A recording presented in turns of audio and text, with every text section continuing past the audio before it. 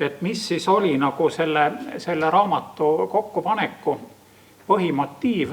No võiks öelda, et mingis mõttes see raamat tekkis natuke piinlikkusest. Ja tekkis piinlikkusest sellepärast, et mul õnnestus olla siis, need olid siis aastad 69–70 Paul Kerese treeninggrupi liige, mis oli siis ka mingis mõttes nagu selline väga, väga korralik vedamine või kobin.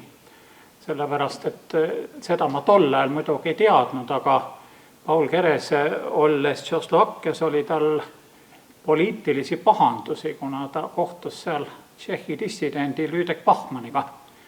Ja KGB seda lindistas ja peale seda Paul Keresel siis aasta ja natuke kauem ei olnud enam võimalik välismaale sõita. Nii et see oli nagu üks motiiv, teine motiiv oli see, et ma olin Ivo Nei treeninggrupi liige, see oli siis Tallinna koolinoorte nagu tippmaletajate grupp. Ja Ivo Nei hakkas treenima naisi ja siis nagu need kaks asja said kokku ja see grupp siis liikuski nagu Paul Kerese kätte. Ja no miks piinlikkus? Piinlikkus võib-olla sellepärast, et esiteks tagantjärele mõeldes ja saades aru nüüd, kui millise inimesega ja millise maleajoga oli tegemist, siis noh, see, et tegelda näiteks minusugusega tundus mulle küll või tundub mulle tagantjärele küll väga suure aja raiskamisega, sellepärast, et teha eriti tippmaletajat maailma tasemel tõenäoliselt oleks olnud piisavalt lootusetu ettevõtmine. Ja kuna ma ise ka nagu hiljem natuke sain treeneri tööd teha, siis muidugi ma alles tagantjärele võib-olla tajusin seda, et mida üks tollaegne koolipoiss oleks pidanud tegema, et nagu sellest rohkem välja võtta, et tal oli au sellist treenerit omada. Et mitte lihtsalt kuulata treeneri argumente oma mitte kõige targemate käikude kohta ja võib-olla mõningaid selliseid täiendavaid kommentaare, aga no, töötada võib-olla palju süstemaatilisemalt kui minusuguse tegelase tolleaegne nagu tarkus või iseloom või ma ei tea, mis asi siis seda võimaldas. Aga see selleks. Nüüd ilmselt see, et kirjutada Keresest raamat ei tekitaks kelleski nagu mingeid küsimusi, et miks seda vaja on, sest vaieldamatult oli Keres väga pika aja jooksul maailmas kõige tuntum eestlane, mis praegustele noortele on äärmiselt kummaline nagu selgeks teha, sest kes teab praegu maailmas tippmaletajaid, kes parasjagu ei ole maailmameister, on kusagil tipus seal 2–5 või. Eriti keegi ei tea peale sellise väga kitsa malefännide seltskonna. Vaat tollel oli midagi muud, ühesõnaga malemäng oli hoopis midagi muud, malemängu mõte nagu või selline nii populaarsus kui see, millest tast nähti, teatud mõttes võib-olla isegi nagu elu modelleerimist, kui natuke uhkelt öelda, see oli sellel ajastul iseloomulik, seda meil enam praegu ei ole. Aga see raamat ei ole niivõrd Kereses, seal on ju kaane peal ka, et mehed teisel pool malelauda, see on siis nagu Kerese konkurendid, kolleegid, kaasteelised, kuidas soovite. Ja no ma arvan, et seal oli nagu kaks põhjendust, miks see raamat sellise pealkirja sai.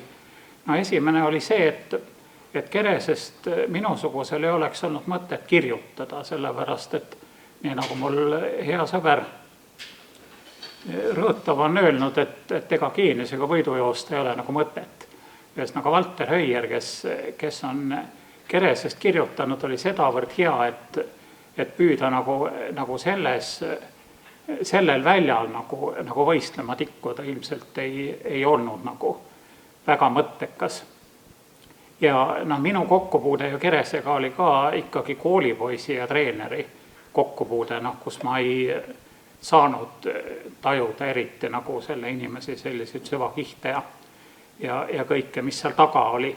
Aga mul tekkis nagu selline arusaamine, et võib-olla ma suudaks tõesti midagi öelda siis nagu selle konkurentsi situatsiooni kohta, mis nagu kogu seda Kerese võistluskäiku saatis ja seal oli ka mitu põhjust. Esiteks nagu osa nendest inimestest oli ka käinud meil malekoolis ja mõnegi nendest ma olin ka simultani mänginud, ma näitan siit paari pilti nüüd. mis on ühelt esitusest, ma sellest raamatust tegin Eesti Pangas. Noh, siin on näiteks maailmameister Max Õive, kes siin tõstab kellegi noore Erik Tergi vastu ühe nupu ja tõenäoliselt on see koht, kus ta kahib endal oda ja sellega on see partii päris varsti nagu õhtul Keres vaatab seda pealt kurva näoga või tõsise näoga, et noh, et kuidas siis niimoodi. Nii et noh, mõningaid neid selle raamatu kangelasi ma nagu teadsin juba sellest ajast ja aastast 1969 olid Tallinna rahvusvahelised turniirid.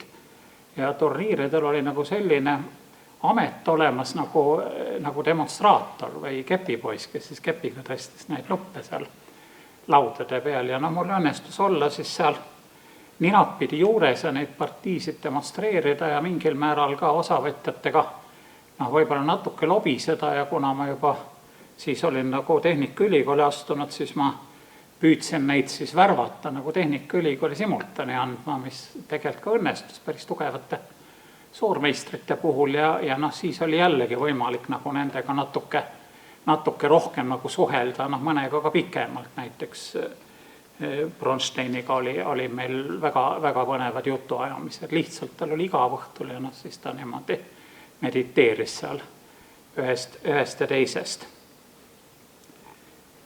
Nii et seetõttu nagu mul nagu mingisugune taju nagu sellest konkurentidest oli ja tegelikult iga inimese puhul, kes on maailma tipus, on selleks, et teda mõista, tuleks mõista, kes on need teised.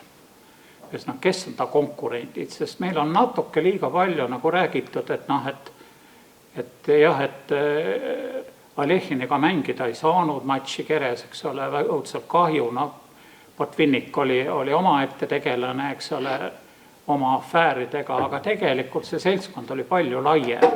Maailma maletipp oli tegelikult sel ajal, kui Keres oli oma hiilgevormis, oli päris lai ja see olid äärmiselt põnevad inimesed. Ja nende nagu selliseid iseloome ja tegevust nagu püüda selgitada ja see oleks mul huvi pakkuma. Ma olin küll jätnud malemängu maha, aga kuna ma olin kogunud nagu malekirjandust ja püüdnud seda natuke süstematiseerida, nii et saada nagu erinevate tippmaletajate kohta mingit tervikpilti kokku ja ka pikkade aegade jooksul püüdsin maleraamatuid, kui välismaal liikusin nendele juurde osta ja kuidagi ma tegin nagu sellist tasapisi sellist ettevalmistustööd, kus selles nagu väga selget eesmärke võib-olla üheselt ei olnudki fikseeritud, et mis ma nüüd sellega teha tahan, aga ma püüdsin teha pilti selgeks, tähendab, kuidas see võistlussituatsioon arenes, kes need inimesed olid, kuidas need konfliktid olid, sest tegelikult ka Walter Höier sai kasutada omal ajal ikkagi piiratud materjale selle kohta, mis toimus. Mis toimus oli suuresti varjuteater. Aga selle varjuteatri kohta on nüüd tagantjärele siis ilmunud päris palju ka materjale päris huvitavat ja seda pilti kuidagi kokku enda jaoks tõsta oli nagu päris põnev. Ja siis võib-olla üks selline tõukemoment oli mul veel. Ma olin mingil momendil Eesti Panga nõukogu liige ja Eesti kroonirahadel olid ju pildid peal ja üks pilt oli siis ka minu lugupeetud treener. Ja siis Eesti Pank tegi ühe sellise etenduse, kus siis pandi need Eesti kroonide peal olevad inimesed omavahel suhtlema. Koidulad ja Jakobsonid ja nad seal midagi rääkisid ja püüdsid nagu siis midagi öelda sellist aegade ülest ja nii edasi ja siis mind kutsuti korra seda vaatama, et mida ma nagu panga nõukogu liikmena arvan, et kuna teate, et ma olen nagu malet mänginud, et kuidas seal on Kerest käsitletud ja ma ei ütle selle kohta midagi pahasti, aga see käsitlus oli niimoodi, et oli võetud üks balletiartist ja temal oli siis niimoodi, et samm ette torge. Tähendab, kuna Keres oli, eks ole, ründemängija, et see pidi siis nagu seda marulist ründemängu, eks ole, imiteerima ja siis ma nagu seda vaatasin ja ta torkas päris ilusti, aga seal kusagil tuli siis mingi tekst ka, et Avro turniir ja siis ma selle peale küsisin taga, et kuulge sõbrad, et tegelikult Keres võitis Euroturniiril vist 3 partiid ja ta võitis Euroturniiri tänu sellele, et maailma absoluutse tippvastu ta ei kaotanud mitte ühtegi partiid. Et noh, et kas see torkamine nüüd on ikka nagu see, mis seda väljendab. Selle peale muidugi tegi ideed natuke kurvaks, aga ega teda polnud midagi, et see asi oli nagu juba niimoodi käivitatud ja ega selle etendusel viga ei olnud, aga siis ma püüdsin mõelda, et mis ma nüüd neile ütlen, et kuidas siis Kerest etendada, et kuidas seda etendada, et maruline ründemängija suudab mitte kaotada mitte ühtegi partiid, mängides täiesti positsioonilist, et ilmselt balletiartisti jaoks natuke nagu raske ülesanne. Aga ma pean rõõmuga ütlema, et tegelikult on ju Kerest kujutatud väga minu heal tasemel ja sügavate etendustega, Kõivu etendust Draamateatris Kõivu teksti peale keskmängu strateegia näiteks. Siin on, ma panin ka raamatusse selle pildi, ma olin väga uhke, et ma sain sinna selle kutsu pildi, sellepärast on tippmaletaja Salo Floori koer, kelle nimi oli Veriška. Ja nad suvitasid Kereste juures ja see koer oli siuke päris põnev tegelane ja hiljem ka ballett Keres, nii et selgub, et isegi ka kunstina on võimalik nagu sellist asja, mis tundub võib-olla kuidagi väga abstraktse vaimutegevusena edasi anda kõikide nende konfliktide ja vastasseisude ja muude taoliste asjadega. Nii, siin on veel see Madis Kõivu etendusest see pilt. Nüüd tasapisi mul siis hakkas siuke mõte tulema, et võiks midagi kirjutada. Ma midagi püüdsin ka enda jaoks kirja panna, aga kusagil siis see klõps mul peas käis, see oli siis aasta 2014, kui mul lõi see formaat kuidagi ette, et võiks püüda niimoodi teha, et istuda 2 tooli vahele, et vaadata, mis juhtub. Et kirjutada raamat inimestest, indiviididest, aga samal ajal kirjeldada taustu. Poliitilisi taustu, sotsiaalseid taustu, mingis mõttes kogu seda mentaliteedi muutumist ja malest arusaamist ja mõistmist, kuidas see nihkus perioodide jooksul. Ja siis ma tegin sealt valmis ühe peatüki selle sama Salo Floori, kes oli tõesti 30 aastatel üks põhitiitli pretendente maailmameistri matši mängima ja andsin selle siis lugeda mõnedele omaaegsetele malekoolipoistele ja tüdrukutele, kellega me koos mängisime, et vaadake, et mis te arvate, et kui tuleks selline raamat, et kus on püütud nüüd siis sportlik pool ja taustad kokku panna ja isiksuste arengu kirjeldust, et kas see võiks midagi olla. Tavaline vastus oli see, et võiks küll, et mina küll loeksin. Siis ma muidugi teeks küsimus, et mu vanad sõbrad loeksid, aga et kes veel loeks. Aga see taga oli võib-olla ka siuke arusaam, et ma olin päris paljude nooremate inimestega kokku puutunud ja minu jaoks see oli selline kerge šokk, sellepärast, et mina ja minu põlvkond me elasime Walter Höieri nende raamatute ja artiklite valgusel ja meil oli vähemalt endal ettekujutus, et Eestis enam-vähem iga intelligentne inimene teab, kes oli Keres ja teab neid taustu ja siis kusagil hakkas tulema hoopis teine pilt, et nooremad inimesed ei halligi. Et jah, et nime on kuulnud, aga rohkem suurt midagi ei tea. Ja võib-olla see oli see motiiv, tänu millele ma selle raamatuga ikka nüüd ka lõpuni jõudsin. Ma püüdsin ta teha Kerese juubeliks, aga seal tuli mitmeid tõrkeid, ta tuli natuke pikem, kui ma arvasin ja vahepeal oli vaidlused, et kas panna Eesti maleteid sinna ka sisse või mitte panna ja lõpus ikkagi otsustati, et panna, tänu millele ta nii paks tuligi, eks ole. Ja siis olid muidugi kirjastaja rahastajaga seotud probleemid. Kulka ei saanud seda rahastada, ütles, et kuna on Kerese juubeli aasta, et siis niikuinii on Kerest juba toetatud igast torust, millest veel annab, et kus me seda raamatut siis veel toetame. ja niimoodi ta jõudeski eelmisel aastal nagu finišisse. Ja võib-olla kui nüüd tuua välja umbes, et sisu koha pealt, et kui ma nüüd mõtlen, et mida nüüd lugeja võiks nagu sealt uut saada sellest raamatust, mõni inimene on öelnud, see on nagu padja raamat talle, et seda jõuab pikalt lugeda, aga et enne magama jääb, siis võtan siit ühe maleta ja loen läbi nagu. Siis loen läbi, siis tuleb pärast hea uni, siis järgmine õhtu loen järgmise. Aga kui võtta nagu raamat tervikuna, siis ma võib-olla ise arvan, et seal on nagu 3 sellist teemat, mis võiks nagu võib-olla pakkuda ka sellist laiemat või pikemat huvi. Tähendab, üks on muidugi nüüd see intriigi küsimus, mida on nüüd hästi palju räägitud, et kas 48 Keres siis pidi kaotama Botvinnikule need maailmameistri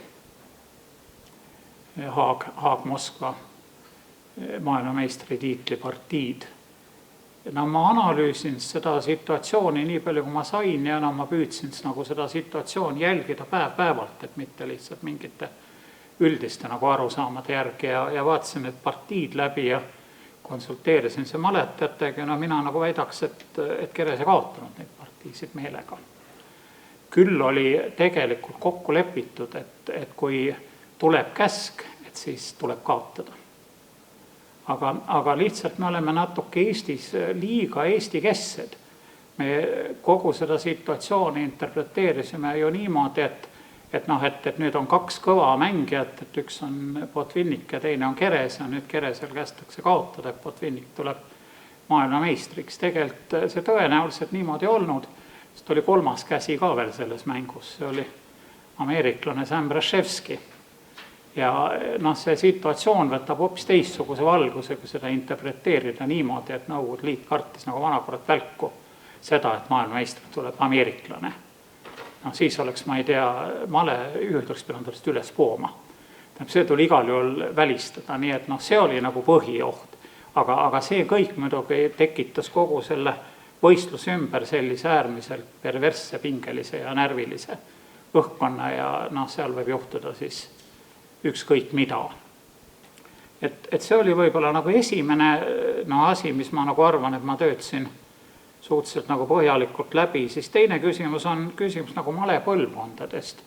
Huvitaval kombel nagu ka rahvusvahelises malekirjandus nagu seda põlvkondade probleemi ei ole väga nagu uuritud, et millal need põlvkonnad tõusid ja langesid ja millal nad segunesid ja mida üks või teine põlvkond kaasa tõi või mingil määral on. Valter Õier on ka Kerese seda tõusuga seda muidugi kirjeldanud, aga ütleme tervikuna nagu läbi aastakümnete vist väga ei ole, nii et ma püüdsin nagu selle asja siin raamatus läbi töötada ja kui siit võtta üks selline järeldus, mis silma hakkab, on see, et meil jällegi on nagu selline arvamus, et Keres tõusis 30 aastate keskel tohutu täht, eks ole, see muutis kogu nagu male situatsiooni teistsuguseks.